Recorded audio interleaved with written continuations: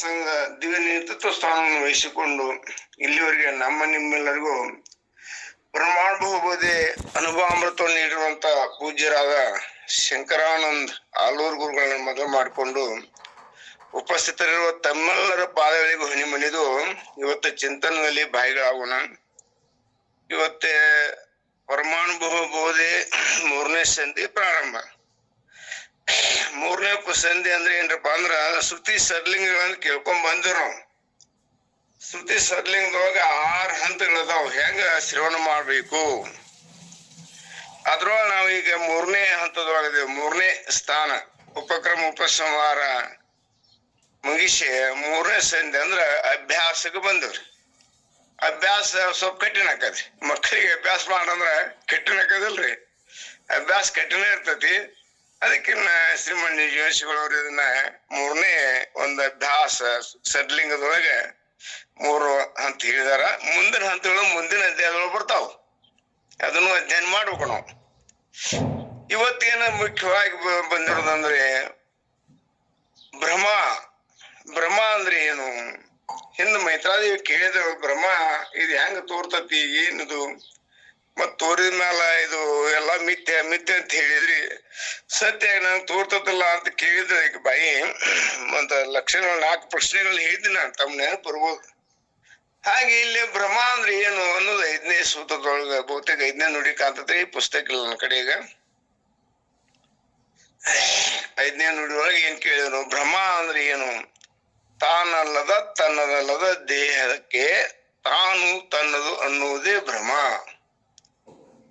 ತಾನಲ್ಲದ ತನ್ನದಲ್ಲದ ಈ ದೇಹವೇ ನಾನು ಎನ್ನುವುದೇ, ನಾನು ನನ್ನದು ಎನ್ನುವುದೇ ಭ್ರಮ. ಹಂಗಾರ ಈ ದೇಹ ನಾನಲ್ಲ, ನನ್ನದು ಅಲ್ಲ ಅನ್ನೋದು ನಮ್ಗೆ ನಮಗೂ ಎಲ್ಲಾರು ಚಿಂತನೆ ಮಾಡ್ಕೊಂಡ್ ಬಂದೆವು. ಮತ್ತ ಹೊಳ್ಳಮಳ ಅದನ್ನ ಹೇಳೋದಾಗ್ತದ್ರಿ. ಆದ್ರೂ ಕೂಡ ಅದು ಸ್ವಲ್ಪ ಗಟ್ಟಿ ಆಗ್ಬೇಕಲ್ಲ.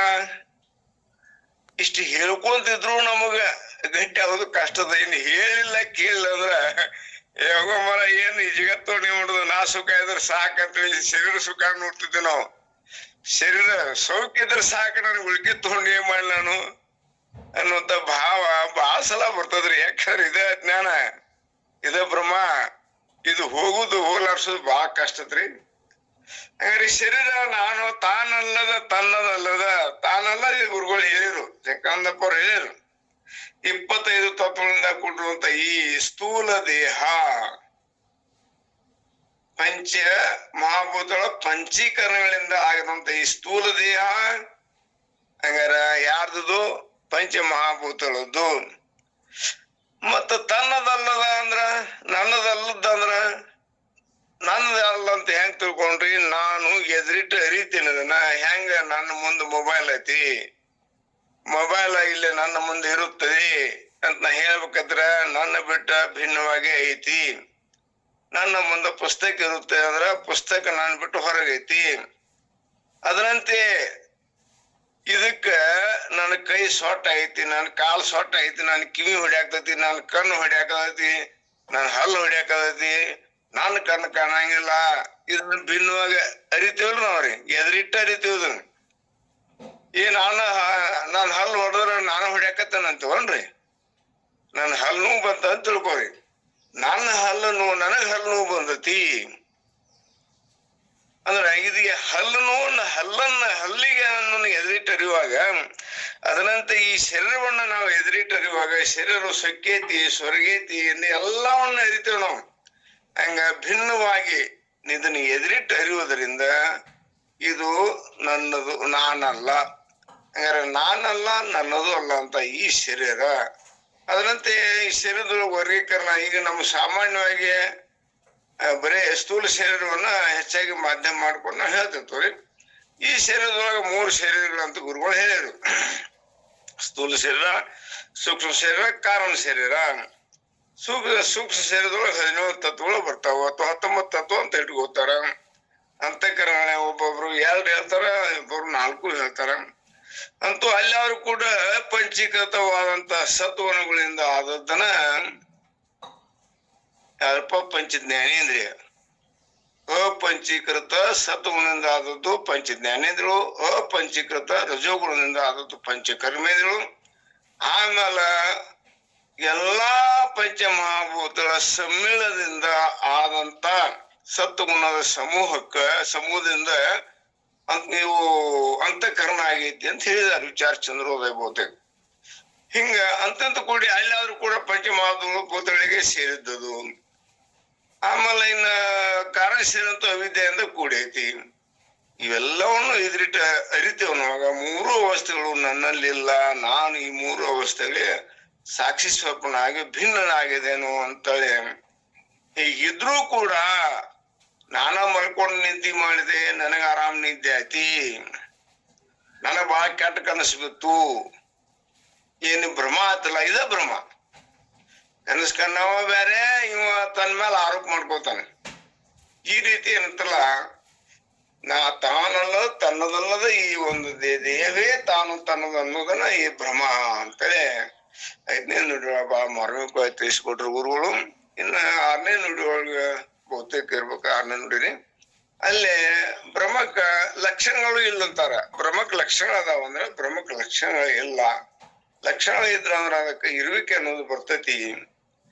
ಅದಕ್ಕ ಭ್ರಮಕ ಲಕ್ಷಣ ಅನ್ನೋದು ಇಲ್ಲವೇ ಇಲ್ಲ. ಸತ್ ಅನ್ನಕ್ ಬರೋಲ್ಲ, ಅಸತ್ ಅನ್ನಕ್ ಬರಲ್ಲ, ಸತ್ ಅನ್ನಕ್ ಬರಲ್ಲ. ಅನಿರುಚನೀಯ ಒಂದು ದೃಷ್ಟಾಂತ ಕೊಟ್ರು ಅವ್ರು. ಅನಿರುಚನೀಯ ಅಂದ್ರೆ ಸತ್ ಅಲ್ಲ. ಸತ್ ಅಂದ್ರೆ ಇರುವಿಕೆನೂ ಇಲ್ಲ, ಇಲ್ಲದಿರುವಿಕೆನೂ ಇಲ್ಲ, ಇಲ್ಲದಿರುವಿಕೆನೂ ಇಲ್ಲ. ಇದಕ್ಕ ಭ್ರಮಕ ಹೆಂಗ್ರಿಪ್ಪ? ಕಪ್ಪಿ ಚಿಪ್ಪಿನ ಉದಾಹರಣೆ ತಗೊಂಡ್ರು. ಕಪ್ಪಿ ಚಿಪ್ಪಿನ ಉದಾಹರಣೆ ಈಗ ಒಂದು ದೃಷ್ಟಾಂತ ಮೊನ್ನೆ ಅವತ್ತು ಹೇಳಿದ್ದೆ. ನಾ ಹೇಳೋ ಸಮಯದೊಳಗೆ ನಾನು ಇಲ್ಲಿಗೆ ಬಂದ ಮುಗಿಸಿದೆ ಅದನ್ನ. ಈಗ ಮತ್ತೆ ತಗೊಂಡ ಗುರುಗಳು 4 ಜನ ಗೆಳೆಯರು ಪ್ರಯಾಣಕ್ಕೆ ಹೋಗಿದ್ರು, ಪ್ರವಾಸಕ್ಕಂತ ಹೋಗಿದ್ರು. ಸಮುದ್ರ ದಂಡ್ಯಾಗ ಕುಂತಿದ್ರು. ದೂರ ಮಧ್ಯಾಹ್ನ ಬಿಸಿಲಿತ್ತು, 1 ಗಂಟೆ 2 ಗಂಟೆ ಆಗಿತ್ತು. ನೆರಳಾಗ ಕೂತಿದ್ರು. ಒಂದ 100 ಫೂಟ್ ಆ ಕಡೆ, 100-200 ಫೂಟ್ ಆ ಕಡೆ ಒಂದು ದೊಡ್ಡ ಕಪ್ಪಿ ಚಿಪ್ಪ, ಅದು ಮೈದೆರೆದ ಹಿಂಗ ಅಂಗಾತ ಬಿದ್ದಿತ್ತು. ಬಿದ್ದ ಅಂದ್ಕೂಡ್ಲೆ ಅದು ಮಧ್ಯಾಹ್ನ ಬಿಸಿಲ ಅಂದ್ಕೂಡ್ಲೆ ಪ್ರತಿಫಲನ ಬಿಸಿಲಿನ ಕಿರಣಗಳ ಆ ಕಪ್ಪಿ ಚಿಪ್ಪ ಮ್ಯಾಲ ಬಿದ್ದಾಗ, ಶಿಂಪಿ ಮ್ಯಾಲ ಬಿದ್ದಾಗ ಅವು ಪ್ರತಿಫಲಿಸಿ ನಮ್ಮ ಅಲ್ಲಿ 5 ಮಂದಿ ಕಣ್ಣುಗಳನ್ನು ಸೇರ್ತದು. ಸೇರಿದ ಒಬ್ಬಗೇನು ಸಂಸ್ಕಾರ ಇದ್ರಿ, ಬೆಳ್ಳಿ ಮೇಲೆ ಬಹಳ ಸಂಸ್ಕಾರ ಇತ್ತು. ಅವ್ ಬೆಳ್ಳಿ ಆಗಿ ತೋರ್ತಿ. ಇನ್ನೊಬ್ಬಗ ಅಬ್ರಕ್ ಅಂತ ಬರ್ತದ್ರಿ, ಅಬ್ರಕ್ ಹಾಳಿ, ಅಬ್ರಕ್ ಅಂತ ಸಂಸ್ಕಾರ ಇತ್ತು. ಅವಂಗ ಅಬ್ರಕ್ ಅಂತ ತೋರ್ತತಿ. ಇನ್ನೊಬ್ಬಗ ಬ್ಯಾಗಡಿ ಕಾಣ್ತತಿ. ಹಿಂಗ ಏನತ್ತಲ್ಲ, ಯಾರಿಗ ಯಾವ ಸಂಸ್ಕಾರ ಇರ್ಲಿ ಆ ಸಂಸ್ಕಾರ ತೋರ್ತು. ಇವು ಬೆಳ್ಳಿ ಅಂತೇಳಿ ಯಾವ ಸಂಸ್ಕಾರ ಇರ್ತಲ್ಲ, ಬೆಲೆ ಬಾಳುವಂತದ್ದು. ಅದಕ್ಕೆ ಓಡುವಾದ ಹೇಳಿಲ್ಲ ಕೇಳಿಲ್ಲ, ಅವನು ಯಾರು ಬಿದ್ದ ತಡಿ ನೋಡ್ ಬೆಳಿ, ಮತ್ತೆ ಪ್ರವಾಸ ಬಂದು ಹೆಂಗದ್ರು ಬೆಳಿ ಸಿಕ್ಕರೆ ಸಾಕಂತೇಳಿ ಓಡುವಾದ. ನೋಡ್ತಾನ ಕಪ್ಪಿ ಚಿಪ್ಪಾಯ್ತು, ಹೋಗದ್ ಬಂದ. ಹಂಗಾರ ಸತ್ ಅಂದ್ರ ಅದು ತೋರ್ತು. ತೋರ್ತಂದ್ರ ತೋರಿದ ಮೇಲೆ ಉಳಿತೇನ್ರಿ? ತೋರುವಾಗ ಸತ್ತಾಗಿತ್ತದು, ಹೋಗಿ ನೋಡಿದಾಗ ಅಸತ್ತಾತಿ. ಸತ್ತರ ಅಂತ ಹೇಳ್ತಕೊಂಡ್ರದಕ್ಕ ಇರುವಿಕೆ ಅಂತ ಹೇಳ್ತಕೊಂಡ್ರಿ, ಇರುವಿಕೆನೂ ಇಲ್ಲ. ಇನ್ನು ಇರುವಿಕೆ ಇಲ್ಲ ಅಂತ ಹೇಳೋಣನ್ರಿ. ಇರುವಿಕೆ ಇಲ್ಲ ಅಂದ್ರೆ ನೀವು ಎದ್ದು ಓಡಿ ಹಾಕೋದ್ರಿ, ಎದ್ದು ಓಡುವಾದ ನೋಡ. ಬೆಳ್ಳಿ ತಗೋಬೇಕಂತ ತಿಳ್ಕೊಂಡ್ರಿ, ಇರುವಿಕೆ ಐತಿ ಅಂತ ತಿಳ್ಕೊಂಡು ಓಡುವಾದ. ಹಂಗ ಇಲ್ಲಿ ಅಂತಲ್ಲ, ಸತ್ತು ಅಂತ ಹೇಳಕ್ ಬರೋಲ್ಲ ಅನ್ನುವಂತ ವಿಷಯಗಳನ್ನ ಗುರುಗಳು ಮಾರ್ಮಿಕ ಹೇಳಿದ್ರು. ಮತ್ತ ನಾಳೆ ದಿವಸ ಇದನ್ನೊಂದು ಮುಂದುವರಿಸ್ತಾರ.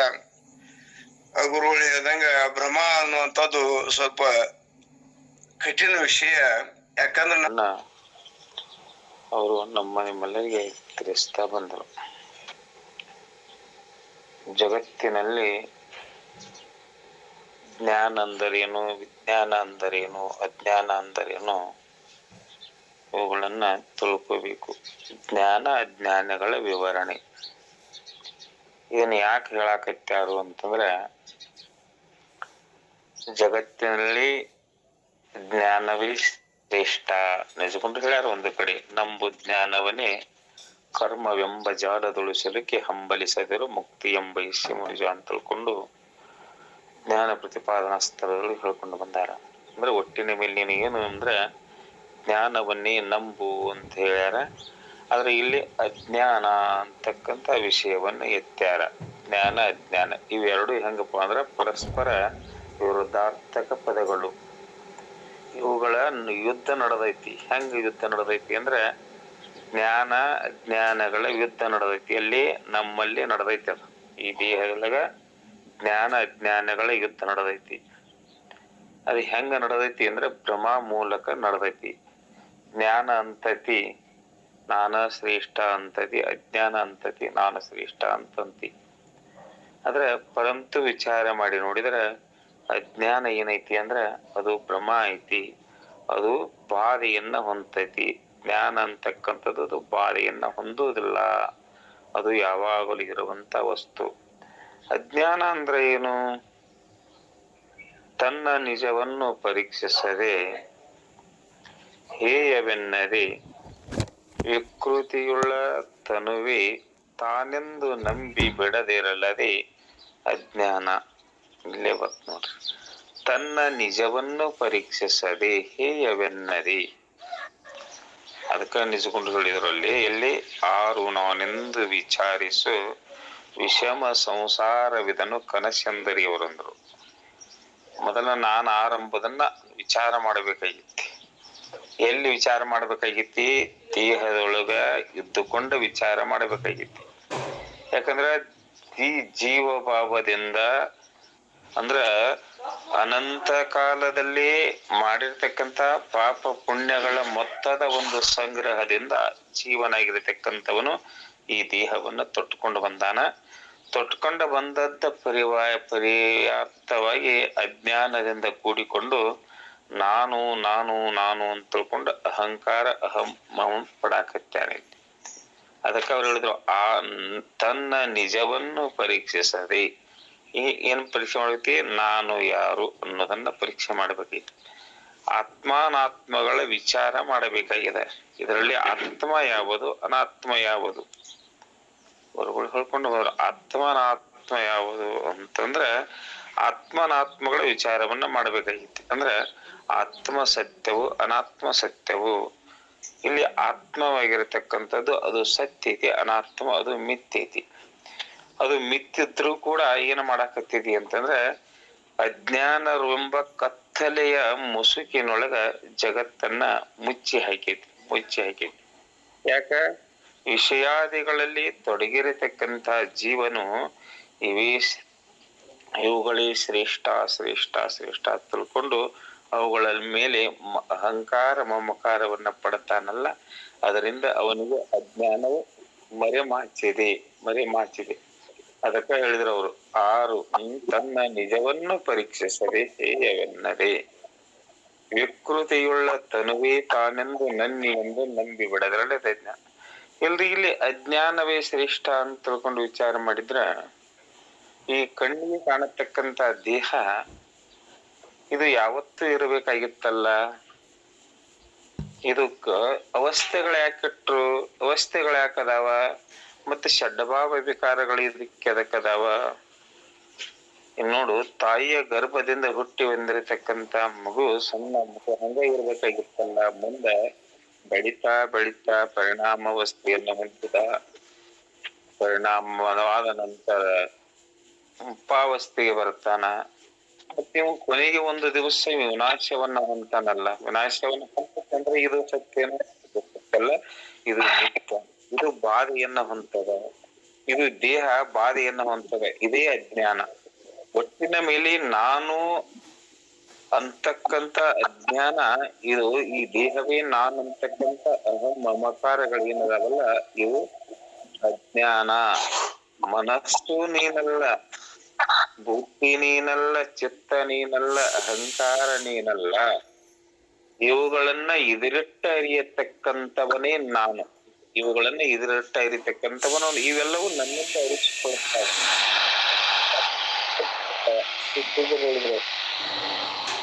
ನನ್ನ ಕಣ್ಣ ಯಾಕೋ ಇವತ್ತು ಸರಿ ಕಾಣುವುದಲ್ಲ ಅಂತ. ನನ್ನ ಕಣ್ಣ ಇವತ್ತೇ ಹಾಕು. ನನ್ನ ಕಣ್ಣ ನಾವು ನನ್ನ ಕಣ್ಣ ಅಂದ್ರೆ ಬೇರೆ ಐತಲ್ಲ, ನನ್ನ ಕಣ್ಣ ಇವತ್ತೇ ಹಾಕು ನನಗೆ ಸರಿ ಕಾಣವಲ್ಲ. ಯಾಕೋ ನನ್ನ ಮೈ ಕೈ ನೋಡ್ಸಾಕತ್ತೈತಿ, ಮೈ ಕೈಯ ಅಂತ ನೋಡ್ತತಿ. ಇದು ಸತ್ಯ ಇತ್ತಂದ್ರ ನೋಸಬಾರ್ದಾಗಿತ್ತಲ್ಲ. ಅಂದ್ರೆ ಆತ್ಮನಿಂದ ಇವು ಅರಿಸಿಕೊಳ್ಳುತ್ತಾವ, ಇವು ಆತ್ಮನಿಂದ ಅರಿಸಿಕೊಳ್ಳುತ್ತಾವ ಅಂದ್ರೆ ಬಾಧಾಯೋಗ್ಯ, ಇವು ಬಾಧಾಯೋಗ್ಯ, ಬಾಧೆಯನ್ನ ಹೊಂದುತ್ತಾವ. ಈ ಆತ್ಮನಾಗಿರತಕ್ಕಂಥವನು ಅವನು ಏನದ ಅಂದ್ರ ಬಾಧಾಯೋಗ್ಯನಲ್ಲ, ಅವನು ಸತ್ತದಾನ. ಇವು ಎಲ್ಲವೂ ಅಸತ್ತದಾವ. ಅದಕ್ಕೆ ಹೇಳಿದ್ರು, ತನುವಿದಾನಲ್ಲ, ಮನವಾನಲ್ಲ, ಇಂದ್ರಿಯವಾನಲ್ಲ, ಅಸುವರ್ಗವಾನಲ್ಲ. ಈ ದೇಹ ನಾನಲ್ಲ, ತನುವಿದಾನಲ್ಲ, ಮನವಾನಲ್ಲ, ಇಂದ್ರಿಯವಾನಲ್ಲ, ಪಂಚ ಜ್ಞಾನೇಂದ್ರಿಯಗಳು ನಾನಲ್ಲ. ಜ್ಞಾನ ಹೇಳ್ತಾರೆ, ಪಂಚ ಜ್ಞಾನೇಂದ್ರಿಯಗಳು ನಾನಲ್ಲ, ಪಂಚ ಕರ್ಮೇಂದ್ರಿಯಗಳು ನಾನಲ್ಲ, ಪಂಚ ಮುಂದೆ ಅಸುವರ್ಗವಾನಲ್ಲ, ಪಂಚ ಪ್ರಾಣಗಳು ನಾನಲ್ಲ, ಪಂಚಕೋಶಗಳು ನಾನಲ್ಲ. ಇವುಗಳನ್ನ ಇದರೆಟ್ಟ ಅರಿಯತಕ್ಕಂಥ, ಇವು ನನ್ನಿಂದ ಅರಿಸಿಕೊಳ್ತಾವ ಅಂದ್ರೆ ಇವುಗಳು ಬಾಧೆಯನ್ನು ಹೊಂತ. ಇವುಗಳನ್ನ ಇದರೆಟ್ಟ ಅರಿಯತಕ್ಕಂಥವನು ನಾನೇನು ಅಂದ್ರ ನಾನು ಸತ್ಯ ವಸ್ತು, ಅದೇ ಪರಬ್ರಹ್ಮ ವಸ್ತುವೇ ನಾನಿದ್ದೇನೆ ಅಂತ ಹೇಳ್ಕೊಂಡು ಬರ್ತಾರೆ. ಏನಾಗಿತ್ತು ಅಂದ್ರ, ಒಬ್ಬ ಸಾಹುಕಾರನ ಮನೆಯ ಮೂಲೆಯೊಳಗ ಒಂದು ದೊಡ್ಡ ಬಂಡೆಗಲ್ಲ ಬಿದ್ದಿತ್ತು, ಒಂದು 10 ಟನ್ ಬಂಡೆಗಲ್ಲ ಬಿದ್ದಿತ್ತು. ಒಬ್ಬ ಶಿಲ್ಪಿಯಲ್ಲಿ ಹಾದು ಹೊಂಟಿದ್ದ. ಹಾದು ಹೋಗುವತ್ನ್ಯಾಗ ಆ ಶಿಲ್ಪಿ ಆ ಕಲ್ಲನ್ನ ನೋಡಿ ಎಚ್ಚರಗೊಂಡ ಸಾಹುಕಾರನ ಮನೆಗೆ ಹೋಗಿ ಕೇಳಿದ. ಸಾಹುಕಾರ ಬಹಳ ಆನಂದ ಆಯ್ತು, ಶಿಲ್ಪಿ ನಮ್ಮ ಮನೆಗೆ ಬಂದಾನಂತ ತಿಳ್ಕೊಂಡು ಏನಾದ್ರೂ ಬಹುಮಾನ ಕಾಣಿಕೆಗಳನ್ನು ಕೊಡ್ಬೇಕಂತ ತಿಳ್ಕೊಂಡು ಅವನ ಒಳಗ ಕರೆಸಿ ಕುಂಡಿಸ್ಕೊಂಡು ಹೇಳಿದ, ಯಾನ್ ನಮ್ಮ ಮನೆಗೆ ಎಂದೂ ಬರ್ಲಾರ ನಮ್ಮ ಮನೆಗೆ ಯಾಕೆ ಬಂದ್ರಿ ಅಂದ್ರ, ಅವಾಗ ಶಿಲ್ಪಿ ಹೇಳ್ತಾನ, ನಿಮ್ಮ ಮನೆಯ ಮುಂದೆ ದೊಡ್ಡ ಬಂಡೆಗಲ್ಲ, ಆ ಬಂಡೆಗಲ್ಲನ್ನ ನನಗ್ ಕೊಡ್ರಿ ಅಂತಂದ. ಇಲ್ಲೋ, ನಿನಗ್ ಬೇಕಾದ್ರೆ ಮುತ್ತು ರತ್ನ ಬಂಗಾರ ಬೆಳ್ಳಿಗಳನ್ನ ಕೊಡ್ಲ, ಆ ಕಲ್ಲ ಊದ ತಗೊಂಡು ಏನ್ ಮಾಡ್ತೀಯ ಅಂತಂದ. ನೀವು ಕೊಡ್ರಿ ಅಷ್ಟಂದ. ಆಯ್ತಪ್ಪ ಅಂತಂದ. ಅದನ್ನ ಆ ಕಲ್ಲನ್ನ ತೆಗೆದುಕೊಂಡು ಅದನ್ನ ಒಂದು JCB ಮುಖಾಂತರ ಎತ್ತುಕೊಂಡು ಅದನ್ನ ತನ್ನ ಮನೆಗೆ ಓದಕಿಸಿಂದ ಅಲ್ಲಿ ಆ ಕಲ್ಲಿನೊಳಗ ಅವ ಏನಾದಂದ್ರ ಸ್ವರೂಪ ಸ್ಥಿತಿಯನ್ನ ಕಾಣಾಕತ್ತಿದ. ಕಲ್ಲನ್ನ ಓದ ಒಂದು ಸುಮಾರು ವರ್ಷಗಳ ಪರ್ಯಂತ ಆ ಕಲ್ಲಿನ ಮೇಲೆ ಕೊತ್ತು ಕಲ್ಲಿನಲ್ಲಿ ಮಗ್ನಾಗಿ ಕಲ್ಲನ್ನ ಕಟ್ಯಾಕತ್ತಿದ. ಸುತ್ತಿಗೆ ಚಾಣಿನಿಂದ ಕಲ್ಲನ್ನ ಕಟ್ಯಾಕತ್ತಿದ. ಕಟ್ಟದ ಬಹಳ ವರ್ಷಗಳ ನಂತರ ಕಟ್ಟದ ಅದಕ್ಕ ಒಂದು ಮೂರ್ತಿ ಆಕಾರವನ್ನ ಮಾಡಿದ. ಬಸವೀಶ್ವರನ ಆಕಾರವನ್ನ ಮಾಡಿದ. ಆ ಮೂರ್ತಿ ಎಷ್ಟು ಚಂದ ಮಾಡಿದ ನೋಡಬೇಕು. ಜಗತ್ತ ಆ ಮೂರ್ತಿಯನ್ನ ನೋಡಿ ನಾಚಬೇಕು, ಹಂಗ ಮಾಡಿಬಿಟ್ಟ.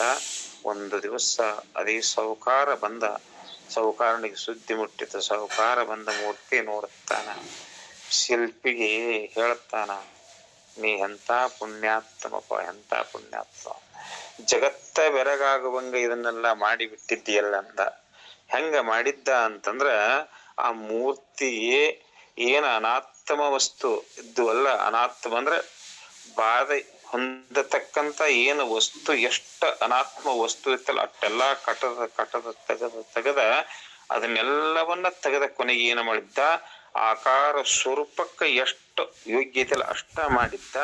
ಅದೇ ಹೆಂಗ ಅನಾತ್ಮ ವಸ್ತು ತೆಗೆದ ಆ ಸ್ವರೂಪಕ್ಕೆ ಬರುವಷ್ಟ ಹೆಂಗ ಕಟ್ಟದಿದ್ದಲ್ಲ, ಅದೇ ಆ ಮೂರ್ತಿ ಹೆಂಗ ಸತ್ಯ ಆಯ್ತು.